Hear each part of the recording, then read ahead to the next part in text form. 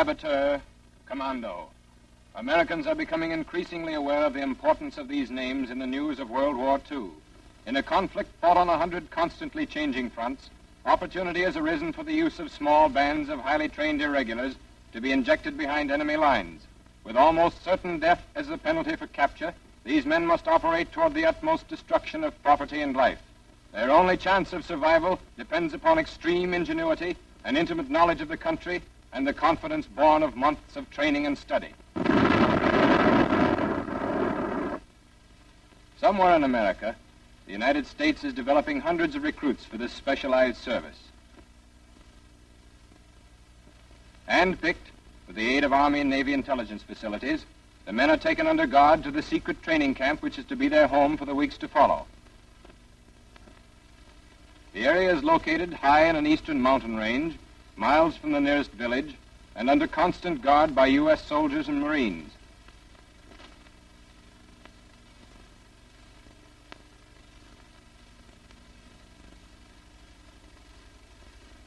This isolated, heavily wooded terrain offers an excellent proving ground for the student of guerrilla tactics.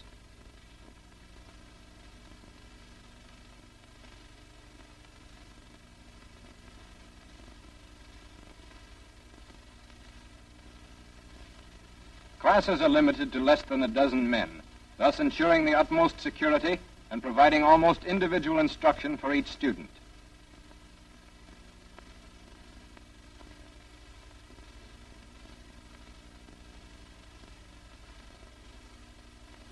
From the moment of their induction, the identities of the recruits remain a carefully guarded secret, which explains the use of masks in this film. From whence they came, or for what perilous mission they're being prepared, is the concern of nobody at camp. In this group, there are some who speak very little English. One of them has fought in 4 wars. 2 of them are veteran guerrillas from the Spanish loyalist forces. Several have seen their relatives and friends die at the hands of the enemy. But all of them have this in common. They burn with a desire for vengeance, and they mean to deal it out as it was given, at close quarters with no holds barred. After the senior instructor has delivered a short induction speech, he presents each man with an identification badge bearing a first name only. From this point onward, the students are known by officers and fellow recruits merely as Student Jack or Student Fred or whatever name has been assigned them. They will be confined at all times to the camp area, and when they finally leave, it will be to proceed immediately and incommunicado to the conveyance that takes them to the scene of action.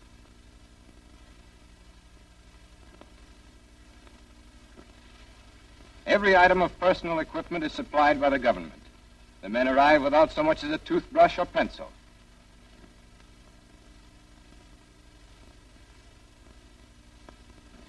During this training period, emphasis is put on close association among members of the same student groups. An expert guerrilla or saboteur must not only think and act quickly for himself, but must almost anticipate the next action of his colleague. Individual quarters are hidden in the woods, and the students are taught to live in seclusion, in conditions simulating those they may encounter as guerrillas behind enemy lines. This outdoor trainasium was carefully constructed to develop muscles most used in individual close combat. In fact, the first principle of commando or guerrilla training evolves from the theory that the best defense is a good offense. Hit first and talk afterwards. In short, get tough.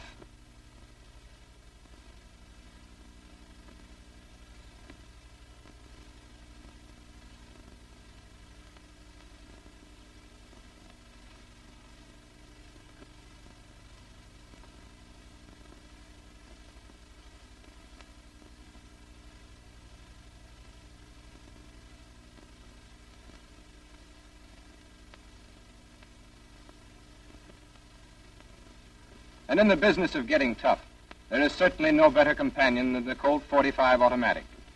During his instruction period, the student is taught an entirely new system of pistol technique, especially adapted for fast offensive action. An essential feature of this system is quick loading. The pistol is held in the right hand with palm upward. Magazine is inserted with left hand.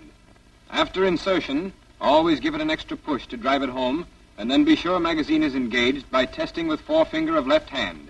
To cock the gun, turn over. so that palm faces downward. Grasp the slide firmly with the left hand. Push forward with the right, and then let go with the left, allowing the slide to spring back into position. The weapon is now loaded, ready for action. To unload, turn over. Press the magazine release catch with thumb of left hand, drawing the magazine out into the palm. After unloading, always check the gun several times, working the slide back and forth and releasing the trigger with the barrel pointed into the ground.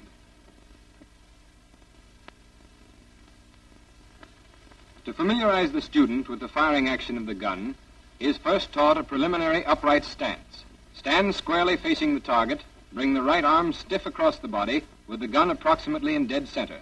Cock the wrist to the right so that the pistol points straight ahead. Now raise the weapon to the level of the eyes until the target surrounds the barrel. In this entire school of pistol shooting, the gun is always raised to the firing position and lowered as soon as the shot is fired.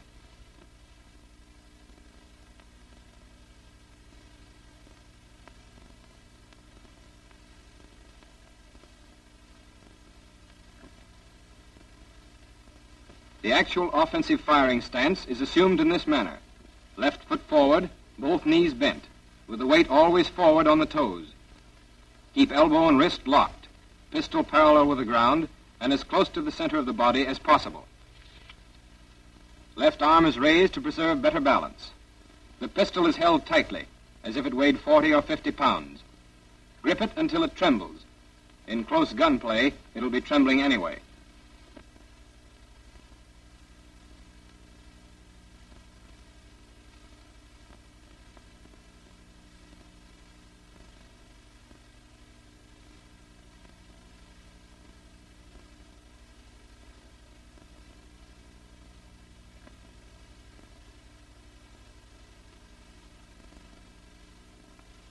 At the target, the recruit assumes the preliminary upright position to make him at ease with the gun action.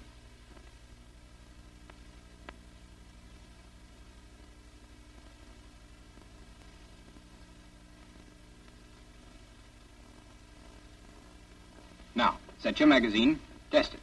Turn pistol over, bring it in line with center of body. Up slowly, fire one. Slowly down. Up and fire one. Slowly down. That's good. Now the crouch. On your toes. Up and fire two. Fast. Grip it tight. Again. Unload. Remove your magazine. Work the slide. Release the hammer into the ground. Now reload. Test the magazine again. This time, cock the pistol and fire in one movement, like this.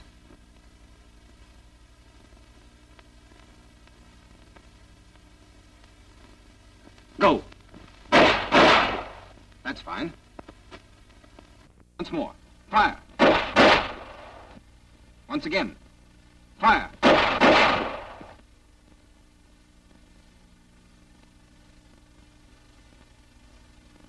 You see?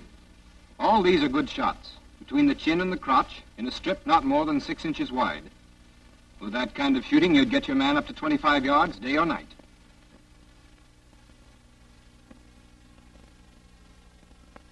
All right, everybody up to the target.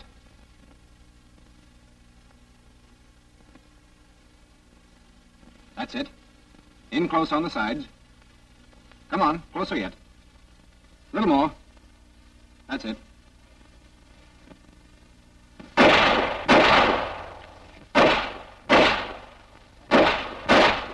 What a difference it makes, doesn't it? It's one thing to fire at a target that can't shoot back, and it's another thing to hear those bullets whizzing by your ears. The average person is thrown off balance. And thus ends the first lesson in offensive pistol shooting. During their time off duty, students will spend many hours before these mirrors, checking and rechecking their positions. In the field, they'll be expected to get there first with the most lead, and their lives will depend upon their ability to do so.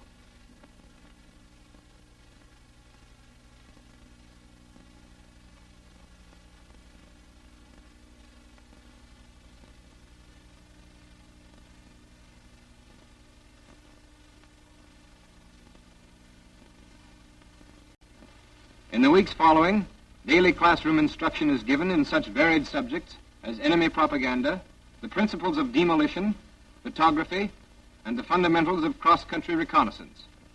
Outdoors, the student is shown a new technique of throwing the hand grenade. The latest type fragmentation bomb can be tossed with fair accuracy for a distance of 60 yards and is capable of spreading the destruction within a radius of twice that distance. The safest and most efficient method of throwing is illustrated here. Grip the grenade firmly in the throwing hand, with the fingers holding down the safety lever. The throwing motion is similar to that used in putting the shot, but with added wrist motion.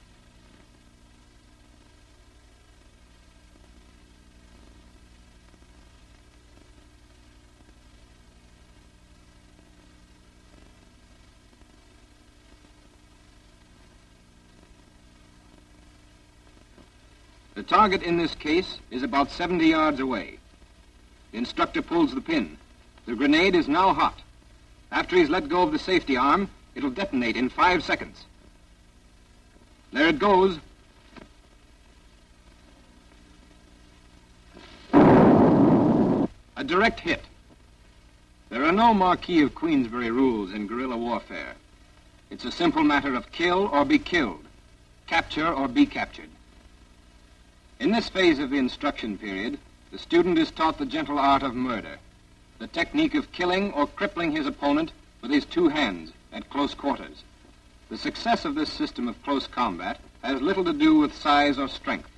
The larger man here should have little trouble tossing the smaller one around, yet by the pressure of one finger in the right spot, he is rendered powerless. The same theory applies to all the holds in this course. Most valuable offensive blow at close quarters is the chin jab. The hand is held open at shoulder height, and the blow is delivered to the opponent's chin with all the weight of the body in the follow-through. As the blow is launched, the knee comes up to the testicles and the fingers close on the opponent's eyes.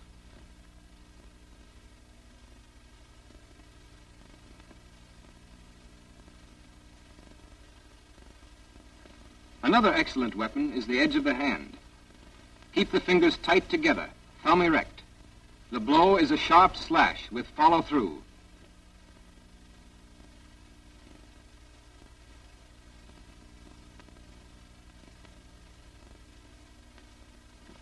Most effective objectives are the side of the neck and 1 inch below the Adam's apple, the forearm, upper arm, back of the neck, kidneys, base of spine, and on the inside of either thigh. Properly delivered, any one of these blows will put a man out of action. If your arms are pinned, don't overlook your opponent's feet. Scrape down his shins and smash his instep. It should break his hold, not to mention the small bones in his feet. An even better break from the bear hug is this method of grabbing the testicles. As he drops his hold and falls away, go after him.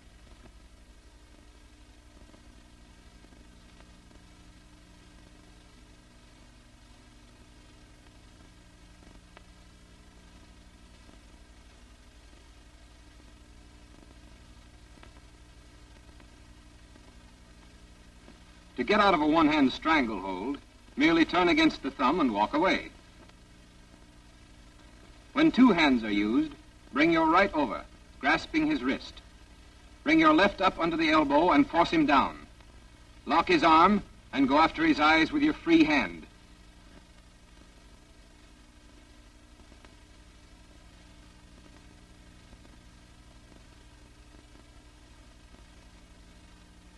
To break a bear hug from the front, place 1 hand in the small of your opponent's back, jab to his chin with the other. Always remember to concentrate on the eyes. This is very apt to produce astigmatism. Another break from the rear bear hug. Grasp the small finger of his top hand, twist it back in this fashion, and walk away.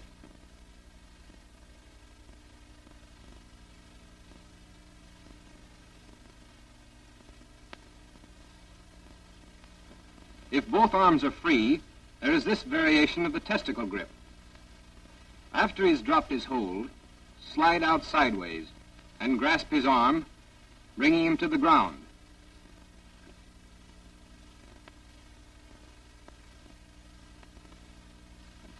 If your adversary holds you up from the rear, turn away from the gun, falling into him.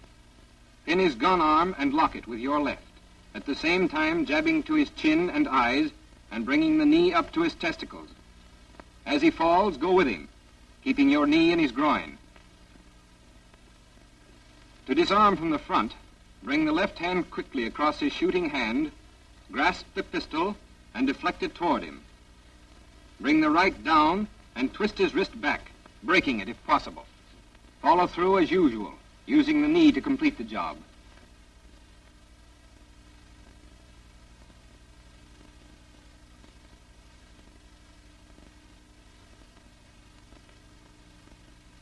In coming to the aid of a comrade, approach from the back, seizing the opponent's shooting arm and bending it back.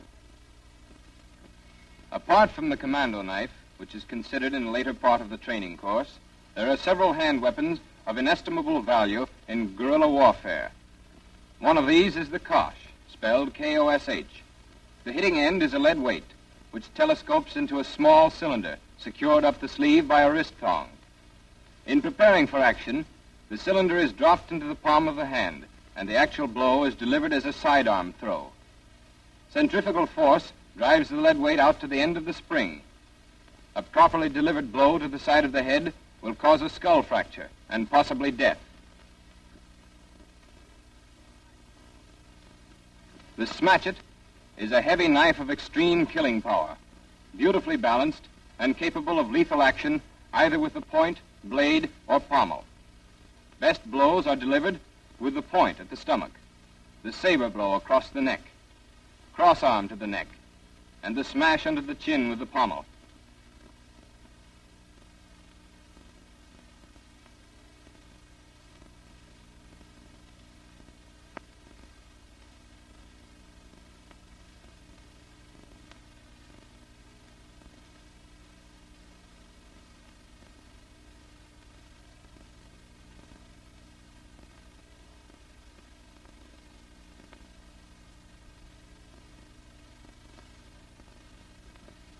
The Derringer, a tiny single-shot pistol which can be concealed in the palm of the hand or up the sleeve, may be the difference between life and death in an emergency.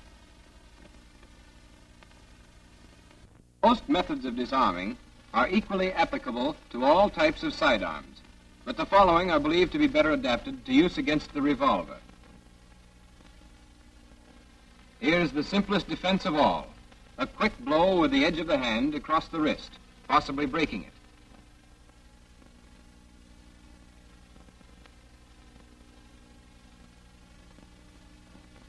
The same technique when the approach is from the rear.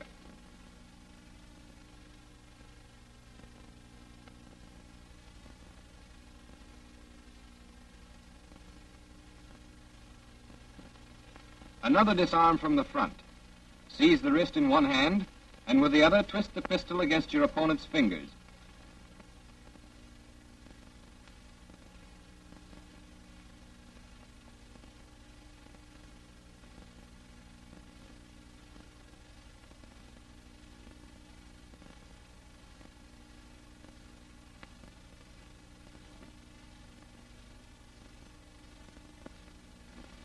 In some cases, this maneuver works better. Grab the gun in one hand, strike the wrist sharply with the other, at the same time pulling the weapon free. A very simple and effective means of reducing the homicide rate when revolvers are used. Merely clutch the cylinder and hold it securely. As long as the cylinder can't turn, the gun can't fire. This is not a good idea if the gun is cocked or of the single-action variety.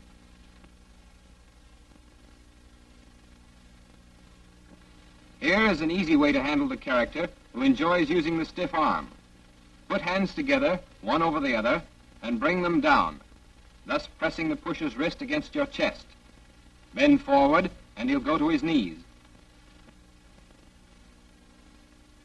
A favorite and very effective means of subduing an unarmed opponent is this arm lock. Bend his elbow with the right arm and allow your left to slip inside against his back. Move forward, thus locking the hold. Your right hand is now free to apply further pressure on his trapped hand or to aid in tying him up.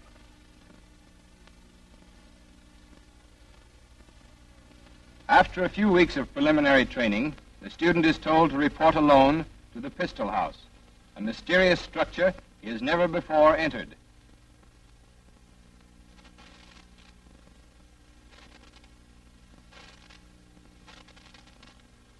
In the anteroom, the instructor gives him his problem. A group of enemy saboteurs are active in the neighborhood, taking a heavy toll of life and property.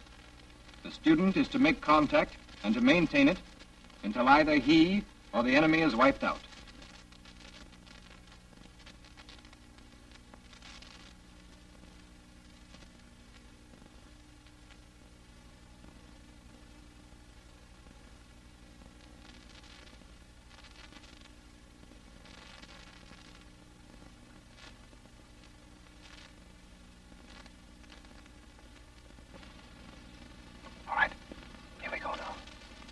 Watch your stuff on these stairs. Look out for that corner. That's it. All right, up now. Easy does it. Keep coming. Now, watch yourself down here.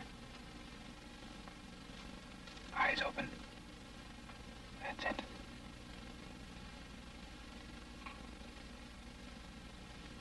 Okay. Down the stairs again. Up on that roof. And watch it. Don't lose your footing. Keep coming. That's right.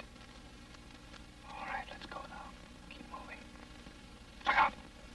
Get him. That's it. Good boy. All right. Down this passage now. Watch your step. That's it. Look out for this corner. Down low. Get your gun out. There. All right. All clear. Go ahead. Take it easy now. Look out for this. Quiet now. That's it. Okay. Keep your eyes open.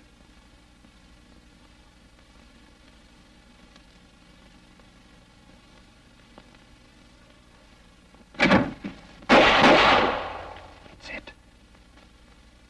There are more of them around here. All right. Look out for this corner. There we are. There's a door. All right, now. Kick the door down. And when you do, get him. That's right. Look out for this flooring. It's bad. Don't fall now.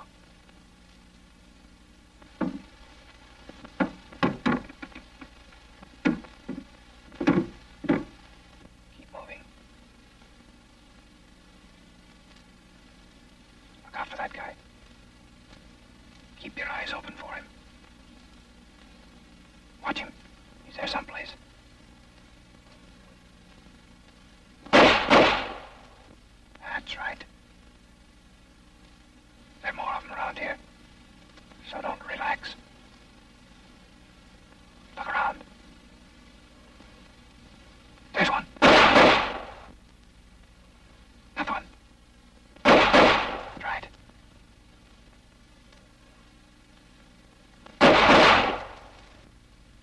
All right. Quickly now. Magazine in. Test it. All right, let's go.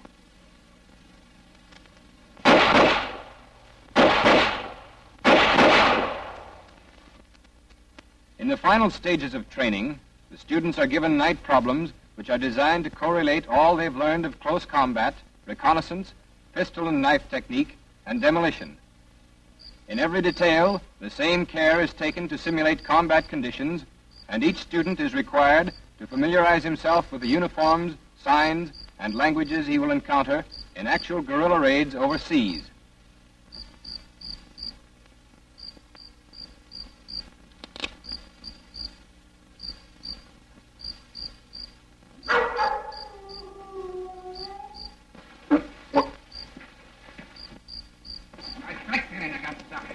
Ausräumen. Es kommen 500 Gefangene nachher nach Nikas her. Und diese Leute müssen unbedingt untergebracht werden. Verstehen Sie? Warum? Aber was heißt warum, Mensch? Die Leute müssen untergebracht werden. Und das in England wieder hinkommen. Nächstes Jahr müssen sie umfangen. Verstehen Sie? Ja.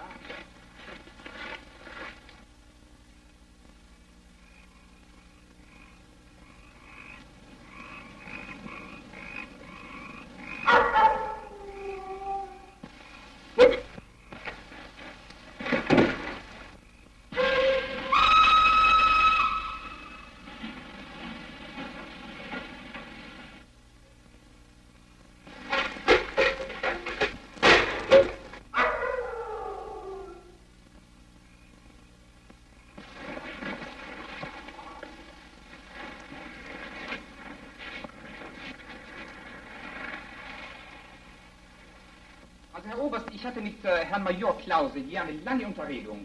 Und wir kommen uns ganz überein, dass der Feind hier entweder Saboteure oder Kommandotruppen gelandet hat. Nicht wahr, Herr Major? Jawohl. Gut, nun. Also Herr Oberst, wenn Sie mal hierher sehen, die Küste, nicht wahr? Die Küste hier bietet ausgezeichnete Gelegenheit, ganz nahe an unsere Gegend heranzukommen. Also Fallschirme gibt es überhaupt nicht. Unterseeboote, ja, unbedingt.